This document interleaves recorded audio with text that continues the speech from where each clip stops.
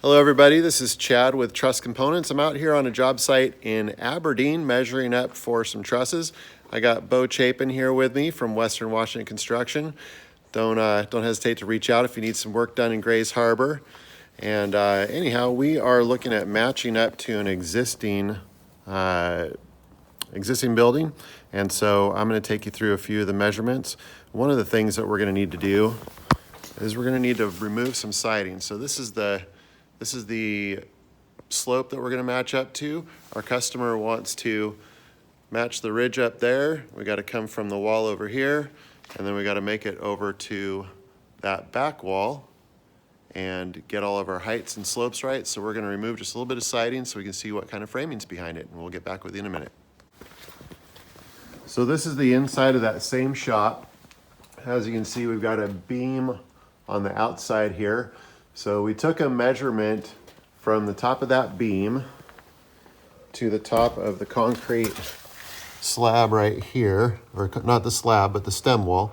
We're going to transfer that same measurement to the outside so that we know exactly what the height of the new framing would be sitting on. Okay, so I am making a level line from the height of the new wall out to where the ridge is going to be. And so we can measure down from the point of the new ridge. There's my level line right there. And now I will make a plumb line from the new ridge down to the bottom of where the truss will be, and that way we can get an overall height, and that's from the roof sheathing down to the bottom cord. Here's our plumb line and our tape going from the height of the new ridge down to the height of the bottom cord, and it looks like our overall height is going to be 3 foot 1 7/8. We try to get as close as we can. If we are off by 1/8 here and 1/16 there, it starts to add up, and then we end up way off. So everywhere we can be as close as possible, we're going to take measurements to the 1/8, the 1/16, and so on. And here's a measurement from the outside of the wall to where that ridge is going to be, and we are 3 feet. Shows 3 foot 11 1/4 on my tape. We're going to go with 3 foot 11 1/2 because my plumb line is over about 1/4 inch from where the ridge is actually going to be. Based on our measurements from the top of the beam to the concrete down below, we established that the underside of this 2x up here is the top of the beam inside. And so that's going to be the underside of the new rafter.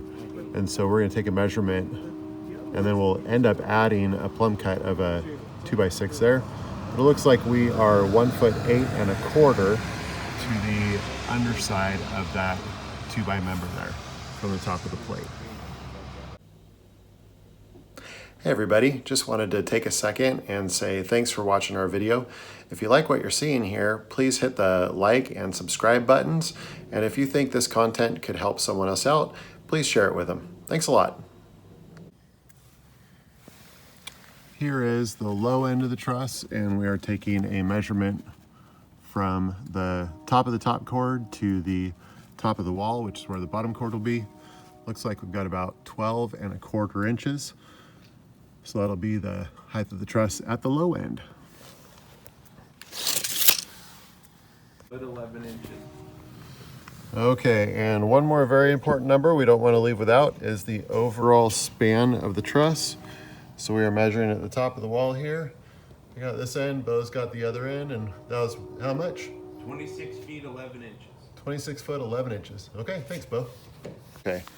All right, so here Bo is grabbing one more measurement for me. He's going to the underside of the rafter at the existing, because our measurement at the outside is to the underside of the rafter, and so we want to get a good slope. So that was 2 foot 8 1/4? Yep. All right, so we'll calculate out our slope based on that height and the run to it. Okay, so we are wrapping up our measure out here. Here's what the overall end of the building looks like. Whoa, stay with me, don't get motion sick.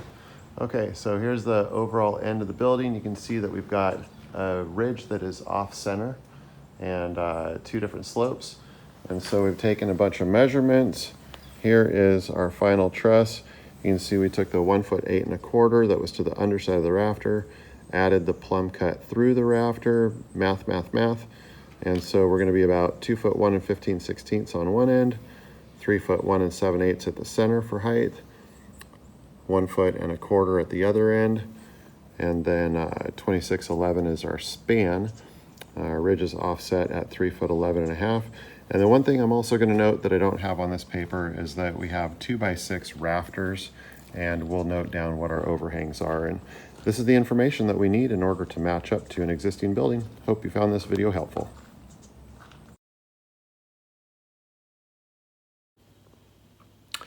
Thanks for watching our video. For more content about building, components, and the like, please like and subscribe.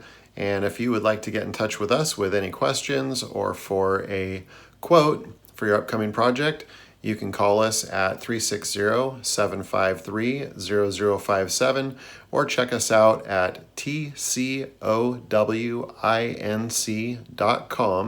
That's for Truss Components of Washington Incorporated.com.